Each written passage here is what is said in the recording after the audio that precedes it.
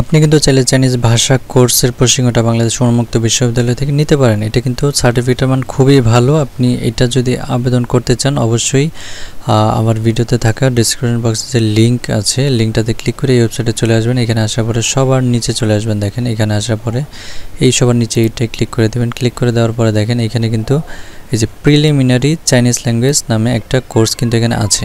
তো কোর্স শেষে তারা একটা সার্টিফিকেট দেবে। আর এটা 12/11/24 তারিখে শুরু হয়েছে আর শেষ হবে 14/1/25 অর্থাৎ জানুয়ারির 14 তারিখ পর্যন্ত। এটার মোটামুটি ভালো একটা সময় আছে। আপনারা চাইলে কিন্তু আবেদন করতে পারেন। কোর্সের ডিটেলস দেখার জন্য আপনি চাইলে ভিউ সার্কুলার ক্লিক করে এটার বিস্তারিত মোটামুটি কেমন খরচ হবে এগুলো দেখে নিতে পারেন। এরপর আবেদন করার জন্য আপনারা জাস্ট নর্মালি অ্যাপ্লাই নাও এখানে ক্লিক করে দেবেন। এখানে ক্লিক করার পর দেখেন আমাদের এইখানে এটা কিন্তু সারা বাংলাদেশ থেকে যে কোনো জায়গায় করা যাবে না, এটা ঢাকায় করতে হবে। রিজিওনাল সেন্টার এখানে কিন্তু ঢাকা সিলেক্ট করতেই হবে, আর কোনো অপশন নেই। সাব রিজিওনাল সেন্টার এখানেও ঢাকায় দিতে হবে।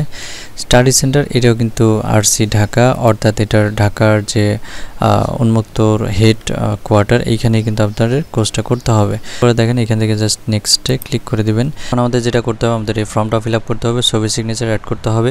তো এইখানে দেখেন অ্যাপ্লিকেন্ট নেম ইংলিশ বাংলা, পিতার নাম ইংলিশ বাংলা এগুলো। তো এখানে এই নামগুলো কিন্তু আপনি আর কাগজপত্র অনুযায়ী দিয়ে দেবেন। আপনার আগের যে সার্টিফিকেট আছে এসএসসি এইচএসসি যে সার্টিফিকেটগুলো আছে এগুলো যেভাবে লেখা আছে নিজের নাম পিতামাতার নাম সব দিয়ে দেবেন। আপনার জন্ম সনদ এগুলোর সাথে মিলে এখানে বাংলা ইংলিশ দেওয়া আছে। আপনার নিজের নাম পিতার নাম এবং এই যে মাতার নাম বাংলা ইংলিশ এগুলো দিয়ে দেবেন। গার্জিয়ান নেম যেটা এটা অপশনাল, চাইলে আপনি এখানে দিতে পারেন। এটা আপনার পিতামাতা বা অন্য কেউ হতে পারে। গার্জিয়ান নেম মানে আপনার অভিভাবক যে তার নাম দিয়ে দেবেন। তো এইখানে দেখেন এখানে যে রেড স্টারগুলো দেওয়া আছে, এই যে রেড স্টারগুলো এগুলো অবশ্যই পূরণ করতে হবে। রেড স্টার ছাড়া যেগুলো এগুলো চাইলে কিন্তু ইগনোর করতে পারেন। যেমন guardian name, guardian mobile number এটা চাইলে না দিলেও হবে, আবার চাইলে আপনি দিতে পারেন। এইভাবে আপনার কাগজপত্র অনুযায়ী যে ডেট অফ বার্থ এগুলো সিলেক্ট করে দেবেন। এখান থেকে লিখে দেবেন প্লেস অফ বার্থ, আপনার জন্মস্থান, আপনার জেন্ডার, আপনি ছেলে নামে এখান থেকে দিয়ে দেবেন। আপনার জাতীয়তা বাংলাদেশি অথবা আদার্স দিয়ে দেবেন। আইডেন্টিটি টাইপ এটা কিন্তু এখান থেকে আপনার জাতীয় পরিচয়পত্র বা জন্মসনদ যেটা দিতে চান সেটা ধরনের এভাবে সিলেক্ট করবেন। তারপর এইখানে আইডি নাম্বারটা বসিয়ে দেবেন। এরপর আপনার রক্তর গ্রুপটা দিয়ে দিবেন। আপনার ম্যারিড না সিঙ্গেল, ম্যারিড হলে ম্যারিড দিবেন, সিঙ্গেল হলে সিঙ্গেল দিয়ে দেবেন। আপনি আপনার ধর্ম যেটা সেটা এখান থেকে সিলেক্ট করে দিয়ে দেবেন। আর কোটা থাকলে কোটা দিবেন, না দিলে দরকার নেই। এরপর দেখেন সবচেয়ে গুরুত্বপূর্ণ যেটা এটা হচ্ছে ইমেল অ্যাড্রেস আর মোবাইল নাম্বার। অবশ্যই এই দুইটা সচল এবং সঠিক ইমেল এবং মোবাইল নাম্বার দিতে হবে, কারণ এগুলোর মধ্যে আপনি পরবর্তী এখানে একটা ইউজার আইডি পাসওয়ার্ড আপনাকে সাবমিট করার পরে দিবে। যদি কোনো কারণে এই ইউজার আইডি পাসওয়ার্ড হারিয়ে ফেলেন অথবা আপনার পাসওয়ার্ড ভুলে গেছে, ইউজার আইডি আছে, তো রিকভারি করার জন্য অবশ্যই কিন্তু আপনার ইমেল বা মোবাইল নাম্বারে তারা ওটিপি কোড পাঠাবে।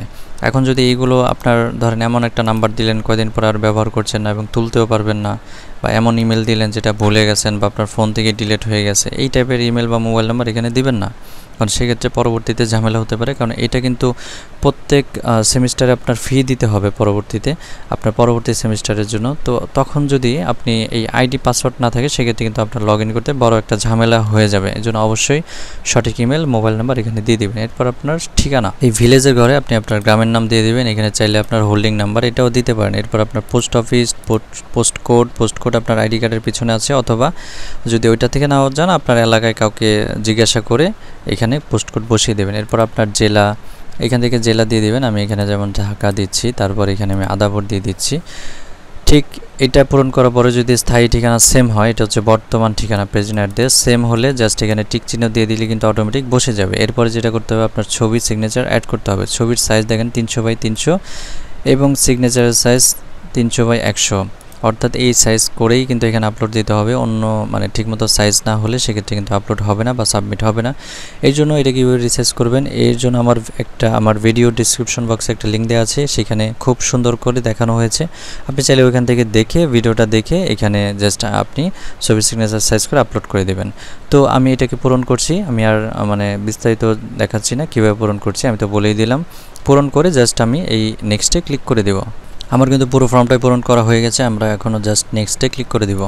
তো নেক্সট আসার পর আমাদের কিন্তু এখানে দেখেন এসএসসি পাস অবশ্যই করতে হবে। তো এসএসসির বিস্তারিত এখানে দিয়ে দিতে হবে। এখানে জাস্ট আমরা নর্মালি এসএসসি দাখিল বা যেখান থেকে পড়েছেন এটা এখান থেকে দিয়ে দেবেন এসএসসি, এরপর গ্রুপ আপনি যে গ্রুপ থেকে পাস করেছেন এটা দিয়ে দেবেন। আমি এখানে কমার্স দিয়ে দিচ্ছি। এরপর আপনি ঢাকা বা অন্য কোনো বোর্ড থেকে পাস করে থাকলে ওই বোর্ডের নাম দিয়ে দেবেন, অথবা ওপেন ইউনিভার্সিটি থেকে পাস করে থাকলে সেক্ষেত্রে কিন্তু ওপেন ইউনিভার্সিটির নামটা এখান থেকে দিয়ে দেবেন। এই যে দেখেন বাংলাদেশ ওপেন ইউনিভার্সিটি, বাট আমি এখান থেকে ঢাকা দিব যেহেতু এটা ঢাকা থেকে করা হয়েছে।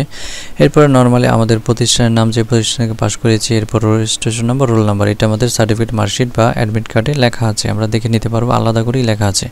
আর কেউ যদি ওপেন থেকে পাস করে থাকেন সেক্ষেত্রে কিন্তু এগুলো নেই, তাদের জন্য স্টুডেন্ট আইডি কার্ড আছে, আইডি নাম্বার যেটা স্টুডেন্ট আইডি নাম্বার, এটাই কিন্তু রেজিস্ট্রেশন রোলে দিতে হবে। দুই জায়গায় একই জিনিস, রোলেও রেজিস্ট্রেশনে।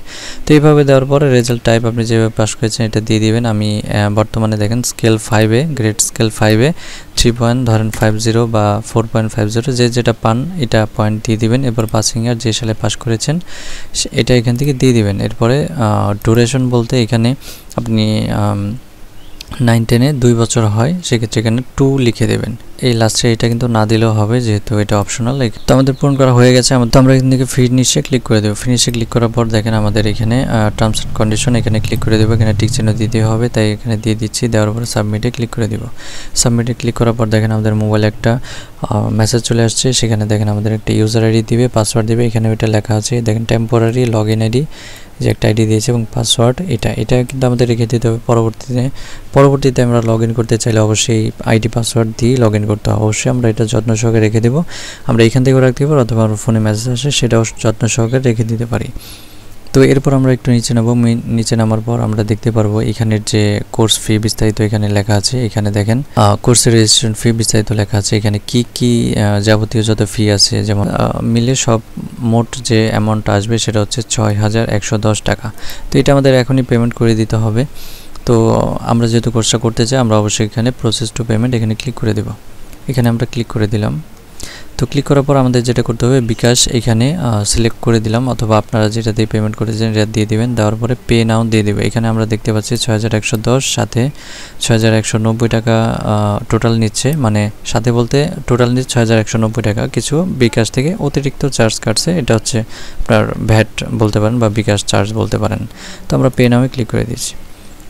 তো এখানে ক্লিক করার পর অটোমেটিক আমাদের বিকাশ নাম্বারটা চাইবে। এখান থেকে আমরা জাস্ট মোবাইল নাম্বারটা দিয়ে দিব। দেওয়ার পরে আমাদের নাম্বারে একটা কোড আসবে, কোডটা বসে আবার কনফার্ম দেব। কনফার্ম দেওয়ার পরে আবারও আমাদের এখানে একটা অপশন আসবে, পিনের অপশন, সেখানে আমরা বিকাশ পিনটা দিয়ে কনফার্ম দিয়ে দেবো। এরপরে কিন্তু আমাদের মোটামুটি সব কাজই শেষ। আমাদের এখন যেটা করতে হবে, পেমেন্ট রিসিট আর আমাদের প্রোফাইল আর আমাদের এই যে কোর্সের যে ডিটেলসের পেজটা আছে এখান থেকে ডাউনলোড করে নিতে হবে। ডাউনলোড করার পর এগুলো আর আমাদের যাবতীয় কাগজপত্র, আমাদের সার্টিফিকেট, আইডি কার্ড, এইগুলো কিন্তু যাবতীয় কাউন্সিলর সার্টিফিকেট, এগুলো আর কি যে বিস্তারিত সব প্রথম গ্রেডের সরকারি কর্মকর্তা দিয়ে সত্যায়িত করে আমাদের কিন্তু ঢাকা উন্মুক্তের যে হেড অফিস আছে সেখানে নিয়ে যেতে হবে। সেখানে এগুলো জমা দিয়ে দিতে হবে। এরপরে কিন্তু তারা আপনার ক্লাসের টাইম বিভিন্ন সব কিছু তারা বলে দিবে, সেই অনুযায়ী ক্লাস করলেই হবে। তো এভাবে মূলত আপনারা চাইলে খুব সহজে এখান থেকে চাইনিজ ভাষা কোর্সের আবেদনটা করতে পারেন। তো সবাইকে অসংখ্য ধন্যবাদ।